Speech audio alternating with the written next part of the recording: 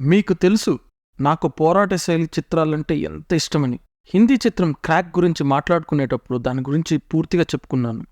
భారత చలనచిత్రాల్లో, ముఖ్యంగా తెలుగు, కన్నడ, తమిళ చిత్రాల్లో మనకి మంచి పోరాట సన్నివేశాలను ఎక్కువ పెడతారు. కానీ చిత్రమంతా ఒకే ధోరణిలో తీవ్ర విపరీత పోరాట విన్యాసాలతో సాగడం చాలా తక్కువ.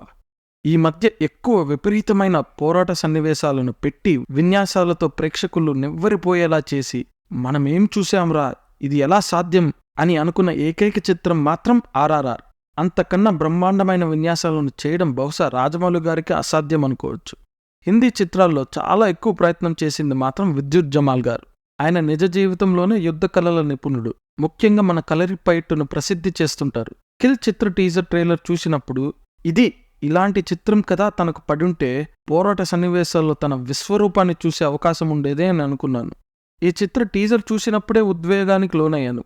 ఇందులో రైలు పోరాట విన్యాసాలు కొంచెం తీవ్రంగానే ఎలాంటి హింసకైనా తెగించే ప్రతినాయకుడు ఆయన అనుచరులను చూపించడం వల్ల జరిగిన అలజడి ఇది. ఇక ట్రైలర్కు వస్తే కథను పసిగట్టేలా మనకు చెప్పకనే మొత్తం చెప్పేశారు. కథానాయకుడు మన దేశ సంరక్షకుడు, మన సైనిక దళాల్లో ఒకరని. ఇప్పుడు తన సెలవుల్లో తన ప్రేయసి లేక భార్యతో, ప్రస్తుతానికి భార్య అనుకుందాం, ఆమెతో ఎక్కడికో ప్రయాణం చేస్తుండగా ఆయనున్న రైలులో దుండుగులు ఎక్కి చేస్తున్న వీరంగంలో తన భార్య మీద దాడి జరిగిన తరువాత తిను రాక్షసుడిగా మారి ఆ దుండుగులు చేసే వీరంగం కన్నా తన ప్రతిఘటన ఇంకా భయంకరంగా హింసాత్మకంగా ఉంటుందని చూపించారు.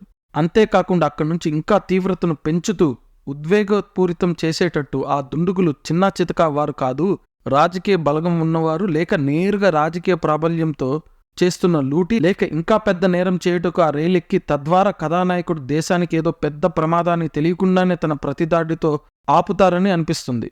ఇదంతా తీవ్రతతో, ఉద్రిక్తతతో కొనసాగే చిత్రంలా ఉంది. అందుకే ఈ చిత్రాన్ని చూసేందుకు నిర్ణయించుకున్నాను. ఈ చిత్రంలో కొత్త నటీనటులతో, ముఖ్యంగా కొత్త కథానాయకుడు పెద్ద లక్ష్యంతోనే టీవీ రంగం నుంచి చిత్రరంగంలోకి అడుగు పెడుతున్నట్టున్నారు. అలానే రాఘవాన్ని చాలా మంచి నృత్యకారుడు, ప్రతినాయకుడిగా చేస్తున్నారు. తిను కొన్ని నృత్య శైలి చిత్రాల్లో చేసున్నారు. అలానే దర్శకుడు నిఖిల్ నాగేష్ భట్ గారు కొన్ని చిత్రాలు చేసున్నారు. కానీ నేనేమి చూడలేదనుకోండి. ఇలా అంతా చిన్న చిత్రంలా అనిపించినా ఇది ధర్మ నిర్మాణ సంస్థ నుంచి వస్తున్న చిత్రం. అదీ కాకుండా హాలీవుడ్ స్టూడియో లయన్స్ గేట్ ఈ చిత్రాన్ని US లో సమర్పిస్తున్నారు. వారు విస్తృతంగా విడుదల చేస్తారు. దానివల్ల వసూలు మీద మంచి ప్రభావం ఉంటుంది. ఇదంతా ఎలా జరిగిందంటే, ఈ చిత్రాన్ని పోయిన సంవత్సరమే టొరంటో ఫిల్మ్ ఫెస్టివల్లో ప్రదర్శించినప్పుడు చాలా మంది ఆంగ్ల సమీక్షకులు ఈ చిత్రాన్ని చాలా మెచ్చుకుంటూ చాలా మంచిగా సమీక్షించారంట.